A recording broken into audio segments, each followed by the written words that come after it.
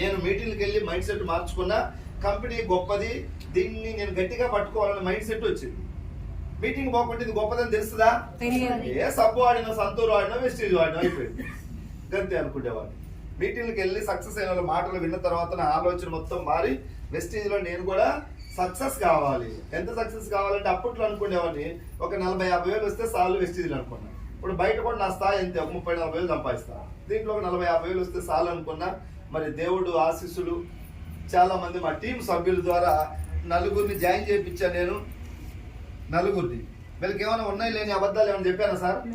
Just Vestige అనేది ఒక Indian company, 14 సంవత్సరాలకి వెళ్ళి నడుస్తుంది. నీకు పొలం ఉంటే ఒక ఎకరాకు వాడు. ఏమైనా గ్యాస్ ట్రబుల్, బీపీ, షుగర్ లాంటివి ఉండి వాడతాను అంటే వాడు, లేదంటే తీసి. డైలీ వాడే సోపు, పేస్ట్, బ్రష్, టీ పొడి, ఆయిల్ వాడు. అలా 4 షాపుకు తీసుకెళ్లి కొనిపించినా వాడిండ్రు, మంచిగా ఉన్నాయన్నారు. జర రేట్లు ఎక్కువ అన్నారు. నేను కూడా ఎక్కువ